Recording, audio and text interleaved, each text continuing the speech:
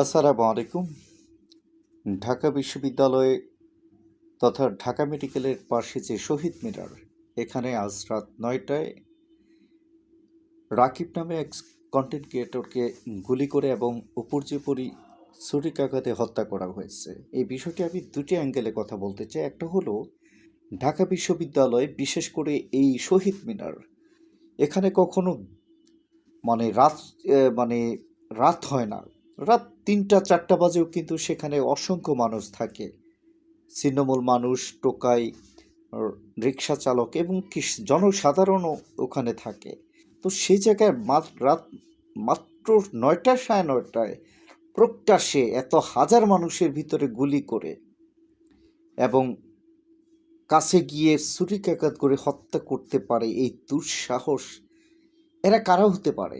এরা কি দূর থেকে এসে হঠাৎ করে এটা করতে পারে? আমার এটা খুবই ডাউট যে এটার সাথে খুবই প্রভাবশালী এই ক্যাম্পাসেরই হোক, আশেপাশের একটি গ্যাং জড়িত আছে। না হলে এই সন্ধ্যা রাতে এই ঘটনা ঘটতে পারে না। গুলি করে দূর থেকে পালিয়ে যেতে পারে। আবার কাছে গিয়ে ছুরিকাঘাত দিয়ে মৃত্যু নিশ্চিত করছে। তো বিষয়টা আপনাদের কাছে কেমন?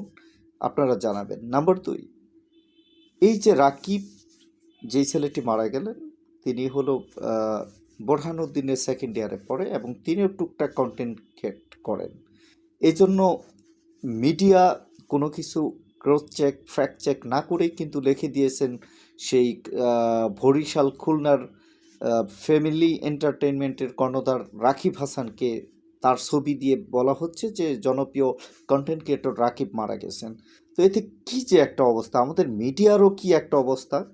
এই মিডিয়ার গুজব, ডিসইনফরমেশন, এগুলোর কারণে কিন্তু আমরা দেখেছি অনেক ভালো ভালো রাজনীতিক থেকে শুরু করে সবাই কিন্তু সেই মিডিয়ার রেফারেন্স দিয়ে পোস্ট দিয়েছে এবং তারা মনে করছে সত্যিকার অর্থেই যিনি জনপ্রিয় কন্টেন্ট ক্রিয়েটর রাকিব হাসান মারা গেছে, তাকে খুন করা হয়েছে।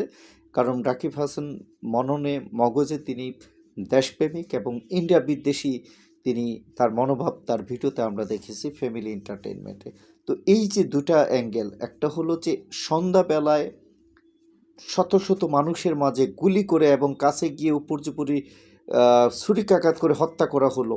কাদের এত বড় সাহস? কারা করতে পারে এটা? নাম্বার ২, যে এই যে মিস ইনফরমেশনগুলো মেইন স্ট্রিম মিডিয়া কেন করে? কেন একটা জিনিস ফ্যাক্ট চেক, ক্রস চেক না করে কেন হঠাৎ করে এগুলো ছড়িয়ে দিচ্ছে? এই গুজব কবে, মানে এই গুজব থেকে এই জাতি কবে রক্ষা পাবে? ধন্যবাদ।